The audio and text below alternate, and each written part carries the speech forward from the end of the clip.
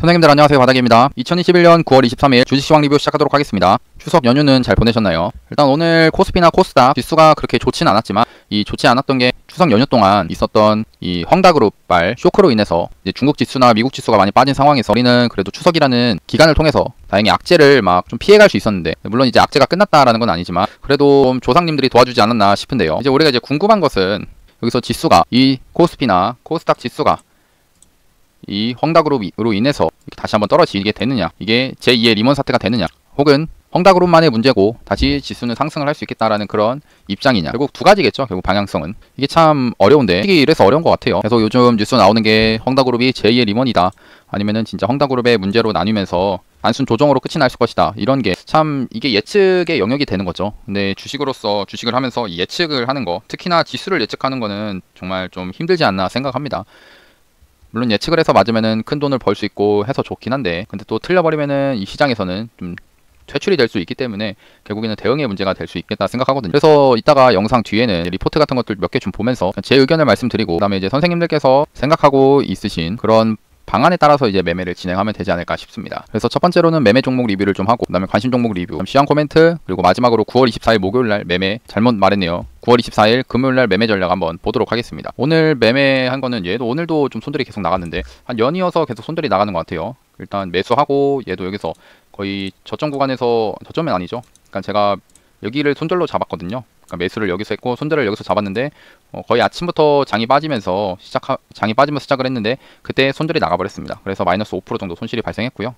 얘는 이제 홍준표 후보 관련된 종목이었고 매수를 했을 때, 근데 일단은 오늘 이렇게 좀 털렸지만, 그러니까 애초에 이제 이런 주로 이제 손절가를 잡는 게 일봉이나 이런 분봉상에서 저점에 손절을 잡는 경우가 많습니다. 저는 그래요. 근데 이런 경우에 제가 이렇게 털리고 나서 다시 올라오는 경우들도 발생하고 하지만, 근데 지나고 났을 땐 결국 손절하는 게 좋긴 좋더라고 경험상 느끼는 건데, 아무튼 이 저점을 손절로 잡고 나서 이 분봉에, 그러니까 일봉에 이 저가를 깨고 나니까 그냥 여기를 손절로 정리를 하게 됐습니다. 근데 손절하고 나니까 지금 보면 홍준표 후보 관련된 종목들이 그렇게 움직임이 나쁘진 않다라고 보거든요. 특히나 지금 국민의힘 또 오늘 토론회도 지금 두 번째 토론회도 하고 있기 때문에 전체적으로 홍준표 후보 관련된 종목들이 상승했다가 지금 많이 빠져있는 그런 상태입니다. 이 상태에서 21선에 종목들이 많이 위치를 해 있거든요. 이런 상태면 주로 반등 한 번 정도는 나와줄 수 있는데 뭐 그렇게 나오는지 한번 보면 될 것 같고요. 관심 종목 리뷰를 좀 하겠습니다.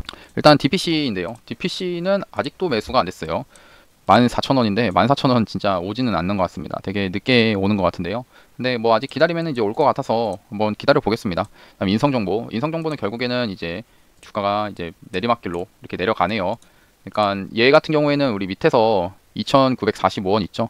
2,945원에서 매수를 해가지고 여기서 매수해서 이 올라가는 이런 상황을 한번 보고 종목이 언제 끝나는지 보려고 이제 관심 종목 계속 넣어놨던 건데, 일단은 이 종목 같은 경우에는 이제 상승을 여기서 1차 파동이 나왔습니다. 1차 파동이 나오고 나서 그 다음에 여기서 하락을 하고 이런 구간에서 지지를 받고 한 3,420원에서 지지를 받고 나서 추가적으로 이렇게 상승이 나왔는데, 그럼 여기 3,420원은 어느 구간인지 잠깐 좀 크게 한번 봤을 때, 분봉에서 크게 보거나 아니면 일봉에서 크게 보겠습니다. 3,420원이면은 여긴데요. 어떤 게 보이냐면은 이런 이 갭 상승하고 이런 음봉이 있죠. 갭 상승하고 떨어지는 이 음봉의 시가 이 구간인 겁니다. 그래서 그동안에 여기가 주가가 이런 밑에 있을 때 이 상승을 할 때 여기서 계속 저항을 받았다는 거죠. 계속 여기서 저항을 받았다는 겁니다. 그러고 나서 주가가 이렇게 상승을 하다가 결국엔 뚫어주니까, 여기를 뚫어주고 나니까 이제 하락이 나올 때 여기서 지지를 받는 모습이 나온다는 거죠. 그러면은 이제 얘를 달리 얘기를 했을 때 이 종목을 밑에서부터 매수를 한 게 아니라 여기서 올라온 상태에서 이제 떨어질 때 한번 내가 눌림목으로 매수를 해봐야겠다 라고 가정을 한다고 하면은 한 이런 구간 3,420원 이 구간, 3,440원 여기가 되겠네요. 이 구간에서 한번 앞에 지지를 받고 매수를 한번 해보면 괜찮지 않을까라는 그런 생각으로 한번 매수를 해보는 겁니다. 특히나 이제 5일선이 아직 위에 있는 그런 상황이고요. 그 다음에 거래량이 이렇게 많이 떨어진 상태로 종가가 끝이 났다는 것은 좀 좋은 모습이다라고 볼 수 있거든요. 그리고 다음날에 이제 시가 갭이 뜨고 나서 이제 하락을 합니다. 이제 하락을 하는데 다시 한번 이제 3,420원 이 구간에서 종가가 마무리가 돼요. 이때 9월 17일입니다. 9월 17일 날 여기서 종가가 마무리가 됐는데, 근데 여기서 이제 어떻게 보면은 이 지지와 저항이라는 것도 상승하고 이렇게 하락했을 때 여기가 첫 자리죠. 그러니까 처음으로 이 지지를 받아볼 수 있는 그런 자리라는 겁니다. 근데 여기서 이제 반등이 한번 나와주고 그 다음에 떨어졌을 때는 두 번째 자리라는 거예요. 이 두 번째 지지 이 구간에서는 매매를 이어가기는 좀 어렵지 않나라고 생각하는 겁니다. 그러니까 첫 번째가 강하지 처음으로 이렇게 지지받는 게 좋은 거지 다시 떨어져가지고 여기 두 번째 지지받는 구간에서 지지를 받을지 안 받을지는 아무도 모른다는 겁니다. 그래서 이 두 번째 오는 이 자리에서는 매매를 하면은 확률이 좀 떨어지는구나. 일단 그렇게 볼 수 있고 얘는 이제 좀 추세가 이제 11선도 깨지고 해서 이제 관심 종목에서 지우도록 하겠습니다. 그 다음에 이연제약인데요. 이연제약은 이제 55,000원인데 뭐 따로 매수가 여기서 계속 됐다가 뭐 크게 움직이거나 하는 게 없고요. 뭐 떨어져야 또 2차 매수도 하고 그러는데 아직 그런 움직임까지는 없어 보입니다. 그 다음 유바이오로직스. 결국 유바이오로직스가 오늘 추가적으로 상승, 불꽃을 튀어줬죠. 고가가 23%나 상승을 하면서 끝이 났습니다. 이 종목은 이제 언제 매수를 했었냐면은 이때예요. 이때부터 이제 매수를 보면서 매수하고 1차 매수를 여기서 하고 종목을 잘못 봤네요. 9월 6일 날부터 종목을 보기로 해서 9월 6일이 언제냐면은 이때입니다. 이 음봉 나오는 이때 있죠. 여기서부터 1차 매수하고 그다음 여기서 2차 매수하고 계속 들고 가 보기로 했다는 거예요. 그러고 나서 이제 상승을 하고 이제 하락을 이 구간 안에서 계속 어떤 구간이냐 이런 장기간에 걸쳐서 만들어진 박스권이 있을 겁니다. 이 박스권이 여기죠. 46,000원 정도 되는 거예요. 이 46,000원. 한 60분봉으로 보는데 여기 46,000원이 어떤 구간이 보이냐면 이런 저항대가 보인다는 거죠. 이런 저항. 그동안에 넘지 못했던 이런 저항의 모습이 지금 나오고 있는데 더 크게 보면은 더 앞에도 이렇게 있습니다. 이런 저항 구간. 그러고 나서 오늘 아예 얘가 갭을 띄워놓고 상승을 했다라는 거죠. 어떻게 보면은 강하다라고 볼 수가 있고요. 그러면은 아까 인성정보를 예를 들었을 때 이런 거죠. 한번 그동안에 강력한 저항선이었던 구간이 이제 하락을 하면서 이 구간에선 지지를 한번 받아볼 수 있지 않을까라는 그런 생각으로 이 종목을 한번 볼 수 있다라는 겁니다. 물론 지금 우리는 밑에서 이렇게 잡아가지고 이렇게 들고 가는 거지만 이 종목을 들고 있지 않고 오늘 종목을 발견했을 때 한번 지지를 생각해보고 매수를 해볼 수 있다라는 거죠. 그 다음에 시너지 이노베이션은 얘는 아쉽게도 일단 오늘 며칠 전부터 이제 2차 매수가 되긴 됐는데 2차 매수가 4,020원이거든요. 근데 매수가 되고 나서 손절가는 아직 안 깼는데 오늘 120선을 이렇게 좀 깬 모습이라 좀 좋지는 않네요. 여기서 내일 바로 양봉으로 120선을 회복을 해주는 게 나와줘야 될 것 같습니다. 그럼 아직까지는 손절가를 깨고 이런 건 아니기 때문에 한번 더 지켜보고요. 일단 얘가 다시 한번 이런 양봉이 나와준다라고 하면은 나와줄 수도 있거든요. 이런 자리에서. 그러면 여기 4,400원 돌파하면서 추가적으로 시세가 나와줄 수도 있는 그런 자리긴 합니다. 그리고 우리기술 투자도 뭐 크게 아직 볼 건 없고 매수 1차 매수 2차 매수하고 손절 아직 안 왔으니까 기다려보고요.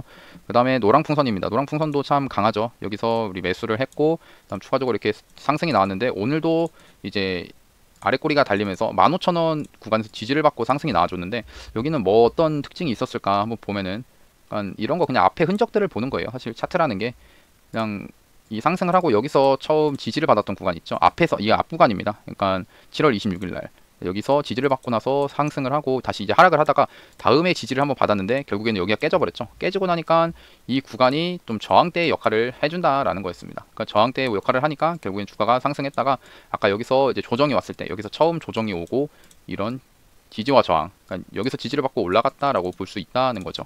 뭐 이거는 그림으로서 보는 거라 매매를 직접 하기에는 실제로 이런 것들을 계속 관찰을 하면서 이제 경험으로 쌓아야 됩니다. 그 다음에 TYM도 얘도 이제 2차 매수가 됐네요. 여기 1차 매수, 2차 매수. 얘 농슬라인데 농업계 테슬라. 얘도 근데 21선 이렇게 깨지는 모습이라 좀 좋지는 않아 보입니다. 아직 손절을 안 깼으니까 좀 지켜보고요. 그 다음에 프레스티지 바이오파마. 얘도 이제 1차 매수가 여기 됐고, 그다음 2차 매수 여기서 하기로 되어 있는데 2차 매수까지 됐습니다. 근데 아직 큰 움직임까지 없기 때문에 한번 지켜보고요. 그 다음에 오늘 SM 라이프 디자인이 오랜만에 상승을 했어요. 아무래도 이게 오늘 OTT 관련된 종목들 상승도 하고 그다음에 컨택트 관련된 종목들도 상승을 하면서 얘도 이제 같이 좀 엮여가지고 상승하지 않았나 싶고요. 아무래도 OTT 관련된 종목으로 상승한 게 더 영향이 있는 것 같습니다. 그래도 얘도 이제 뭐 보면은 매수가 3,160원. 그러니까 여기서 매수하고 나서 지금 뭐 아직 2차 매수까지는 안 됐고요. 2,970원인데 아직 매수는 안 된 상태고 여기서 한번 지켜보도록 하겠습니다. 그 다음에 에코프로 HN 얘도 여기가 이제 1차 매수 하기로 기다리고 있었고요. 근데 여기 2차 매수까지 오진 않고 나서 1차 매수하고 지금 기다리고 있는데 이 종목은 저는 그렇게 좋게 보고 있는 종목 중에 하나고 왜냐면 거래대금이 많이 터지는 그런 종목이거든요. 그 다음에 수급도 보면은 금융투자나 뭐 투신, 보험도 계속 들어와주고 있는 그런 상황이다라는 겁니다. 넥스트 사이언스는 이제 주가가 좀 많이 높아진 상태죠. 높아진 상태여서 이제 여기서 이제 우리 1차 매수를 하긴 했지만 그 다음에 얘가 추가적으로 상승이 나올 때 어디까지 가주는지 그걸 한번 지켜보도록 하겠습니다.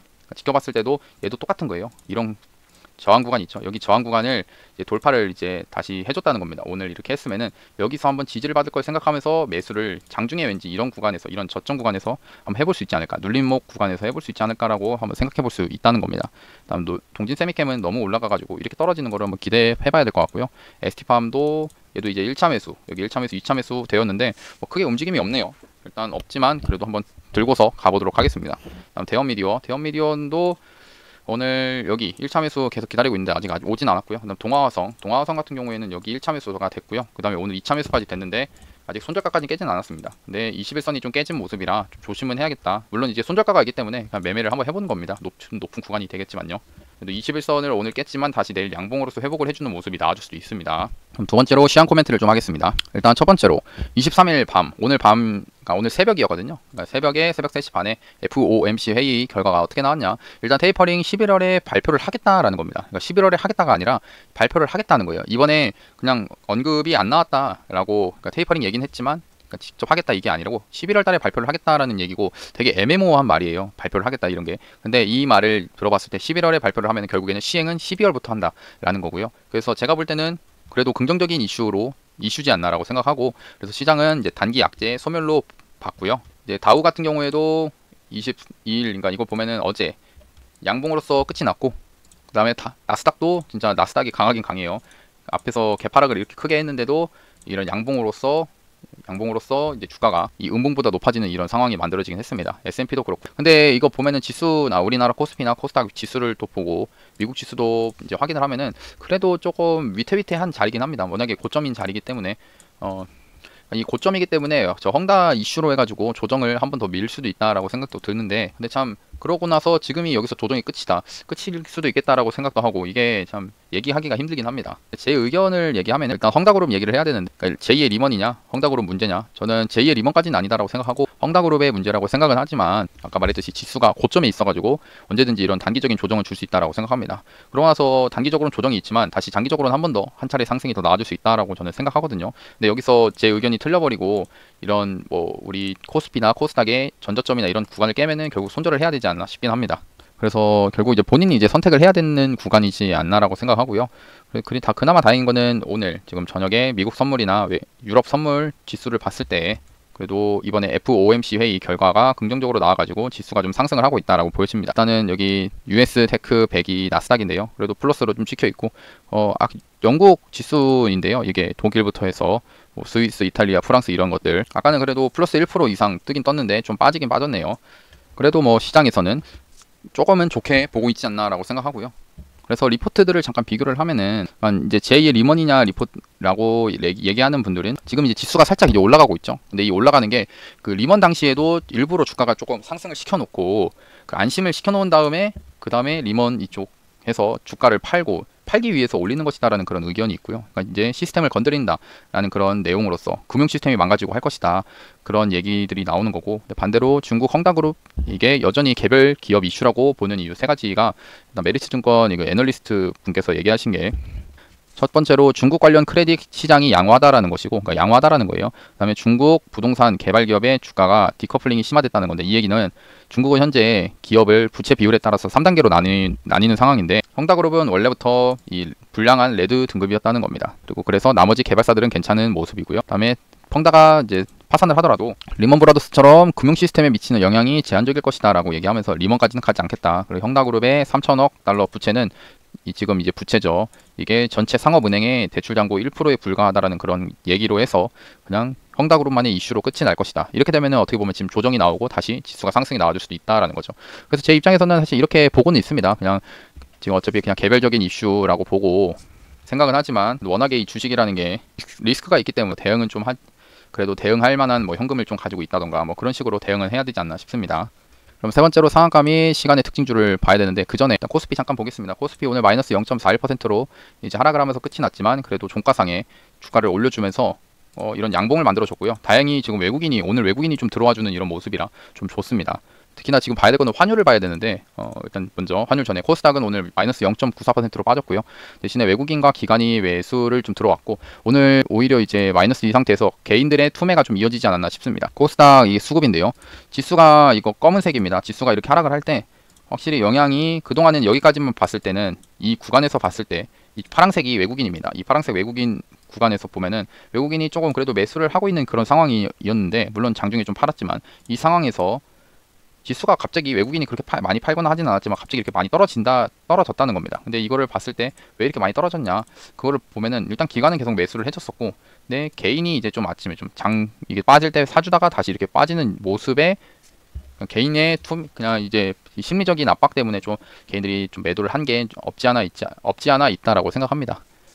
그리고 봐줘야 되는 건 이제 환율인데 지금 1175원 달러로 일단 아침에 이 환율이 1180원까지 달려가지고 되게 지금 위태위태한 상황이었는데요. 근데 다행히 외국인들이 좀 들어와 주면서 환율이 좀 그나마 1170원, 75원대까지 좀 떨어진 모습이긴 합니다. 근데 이게 아무래도 지수에 영향이 다시 좋게 미치려고 하면은 이런 1150포인트, 1150원 달러까지는 떨어져야 지수에는 좀 더 낫지 않을까라고 생각하고 그나마 이렇게 갭을 띄워놓고 이제 윗꼬리 달리고 내려와 주는 모습 자체는 나쁘지 않아 보이긴 합니다.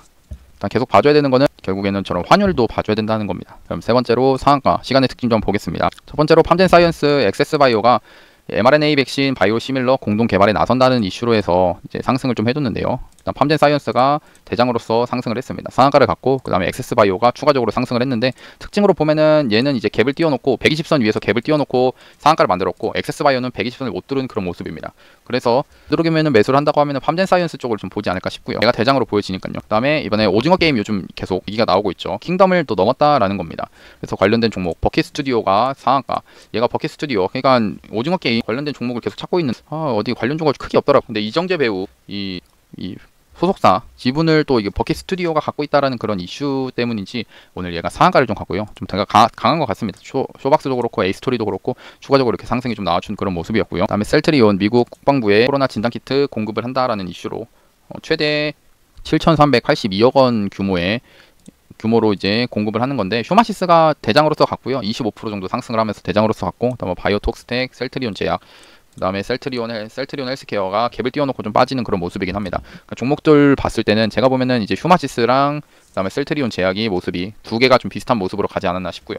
그 다음에 아시아나 사이판 예약 1000명 몰렸다고 하면서 트래블 버블이 이제 기대가 된다라는 소식으로 에어부산 상승하고 아시아나 항공이 상승을 좀 해줬습니다. 바이오 리더스가 오늘 코로나 백신 동물 실험 10월 학회에서 발표한다라는 이슈로 좀 상승을 좀 해줬고요. 이 종목. 그 다음에 유바이오로직스가 이제 미국 백신 개발 업체 면역 증강제 공급으로 한미 MOU 체결로 해서 상승을 좀 해줬습니다. 결국에는 이런 뉴스가 나오기 전에 미리 차트를 이렇게 만들어 놔가지고 우리가 같이 좀 봐줬다라는 거죠. 그러니까 차트를 만들다 보니까 저런 이슈를 띄워가지고 주가가 이렇게 상승을 좀 해준다라는 겁니다. 다음에 시간의 특징주에서 삼성전자, 그러니까 테슬라에서 삼성전자한테 자율주행 칩을 이제 수주를 한 겁니다. 맡기게 된 건데 그래서 관련된 종목으로는 이제 KEC가 시간의 상한가 가면서 대장이고, 다음 텔레칩스, 칩셋 미디어, ADPS가 이렇게 상승을 좀 했는데, 근데 제가 볼 때는 이제 이 테마가 다 상한가를 가고 할 만큼의 강한 테마까지는 아닌 것 같아서 일단은 내일 갭이 좀 뜨더라도, 저 워낙에 갭이 뜬 것들은 잘 안 보기 때문에 뜨더라도 이제 따라서 매수를 하지는 않을 것 같습니다. 그 다음에 네 번째로 오늘의 뉴스를 좀 보겠습니다.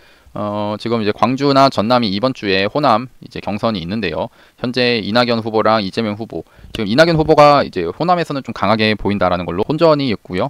아무래도 이재명 후보는 대천 화요 그 리스크가 있기 때문에 좀 지지율 약세가 좀 나오고 있는 것 같습니다. 그 다음에 시젠이 동네 병원에서 PCR 분석 가능한 진단 장비를 미국에서 공개한다고 하는데요. 26일입니다. 그래서 시젠도 뭐 일단 관심 종목으로 넣어 보셔도 되지 않을까 싶고요. 근데 워낙에 거래대금이 최근에 안 터져가지고 좀 조심하긴 해야겠네. 조심한다는 게 이게 좀 밋밋할 수도 있다. 물론 내일 갑자기 양봉 만들면서 주가가 상승도 해줄 수 있는 거긴 하니까요. 그 다음에 지금 아까 얘기했듯이 헝나 위기보다는 지금 원달러가 더 부담이다라는 겁니다. 1200원도 갈 수 있다라는 건데, 단기적으로는 그러니까 헝다는 차라리 중장기적인 거고, 미국 조기 테이퍼링에 따라서 원달러 환율이 급등이 더 크게 부담이 될 수 있다라는 그런 뉴스 내용이고요. 그 다음에 치솟는 운임, 지금 컨테이너 운임 지수가 계속 19주 연속 이 상승을 하고 있는데, HMM이나 대한항공 이런 종목들, 운임 관련된 종목들 있죠. 이쪽이 수혜를 좀 받을 수 있다라는 그런 뉴스 내용이었습니다. 대한항공도 그렇고요. 얘는 항공주가 요즘 잘 가니까 그 엮여가지고 같이 잘 가는 것 같고요. 그 다음에 헝다 2대주주 보유 7.5억 주 지분 전량 매각할 것이다라고 하는데, 이거에 대해서는 뭐 제가 예측이 되지는 않고요. 그러니까 시나리오 따지고 보면 아까 말했듯이 보유 지분을 판 만큼 현금 유동성을 확보해가지고 결국에는 이제 디폴트가 나오는 것을 방지하려는 건지, 아니면 두 번째로 진짜 회생이 불가능하기 때문에 지분을 정리하는 것인지는 아직 좀 지켜봐야 될 것 같습니다. 여기서 어떻게 나올지 좀 봐줘야 되고, 그 다음에 헝다가 이제 장중에 32% 폭등을 했는데, 그 이유는 중국 중앙은행인 인민은행에서 약 20조억 규모의 긴급 유동성 공급과 헝다의 위안화 표시 채권 이자 지급 발표에 좀 안도를 하면서 상승이 좀 나와준 겁니다. 그다음에 이거 미국 연준에서 디지털 달러 보고서 곧 공개한다, 급하지 않다라고 얘기를 좀 했는데요. 근데 결국에는 곧 발표를 한다는 겁니다. 기억나는 건 K사인이 있고, 그다음에 KCT, 그다음에 한네트, 로지시스 이런 종목들이 있는데 이 종목들의 특징이 일단 워낙에 이제 그동안 이제 많이 빠져왔다는 겁니다. 상승하고 하락을 하고 여기서 잠깐 반등이 나왔지만 이제 계속 이렇게 하락을 해주는 그런 모습이었고 이런 자리에서는 결국에는 주가가 좀 싸졌다라고 볼 수 있거든요. 싸진 상태에서 한번 이렇게 양봉 나와주는 저런 보고서가 발표해서 추가적으로 상승 나와주는지 한번 보면 될 것 같습니다. 그 다음에 중국 인민은행 20조 원 단기 유동성 공급을 한다라는 것이고 아까 얘기했던 겁니다. 그러면은 9월 24일 금요일날 이제 관심 종목이네요. 관심 종목 선정하겠습니다. 예, 총 3종목을 뽑았는데요. 일단 첫 번째로 동화약품입니다. 동화약품 이번에 이 동물 치료제로 해가지고 오늘 추가적으로 상승이 나왔는데 워낙 자리가 괜찮지 않나 싶고요. 그동안에 만들어졌던 이런 박스권 있죠. 이 박스권을 돌파해주는 양봉이 나왔습니다. 그러면서 2,300억이나 거래대금이 터졌거든요. 그러면은 얘도 이제 아까와 같은 60분봉으로 봤을 때 이런 분봉상에서 저항이었던 구간이 있죠. 여기를 손절로 잡고 한번 매매를 해보고 자는 겁니다. 여기서는 이제 그동안의 저항이었으니까 주가가 떨어질 때 이 구간에서 이 지지를 받겠다라는 그런 관점으로서 종목을 매수해보는 건데요. 그럼 일단은 한 16,300원을 1차 매수로 잡고 1차 매수 16,300원 1차 매수 2차 매수 손절 이렇게 정해가지고 한번 보도록 하겠습니다. 일단 동화약품 넣었고요. 다음 서현탄메탈 이 종목은 이제 윤석열 후보 관련된 종목입니다. 오늘 윤석열 후보 관련된 종목들이 좀 시세가 좀 나오고 상승이 좀 나와주고 했는데요. 일단 서현탄메탈이 얘도 그래도 오늘 개별적으로 봤을 때 오늘만 봤을 때는 얘가 좀 대장으로서 움직이긴 했거든요. 그래서 얘도 이 구간 박스권 있죠. 이 박스권을 손절 안에서 손절가 잡고 여기서 2차 매수 여기서 1차 매수 하는 식으로 한번 매수를 해보려고 합니다. 이게 앞에 이런 저항대가 있죠. 이게 분봉상에서 지지와 저항 구간들이 존재하기 때문에 여기서 1차 매수하고 다음 떨어지면 2차 매수하고 그런 식으로 매매를 하려고 하는 겁니다. 일단 서현탄 메탈이고요. 일단 7,200원 여기가 되겠네요. 돈이 새로 들어왔기 때문에 한번 보자 하는 겁니다. 예, 서현탄 메탈 이렇게 좀 종목을 뽑아가지고 보도록 하겠습니다.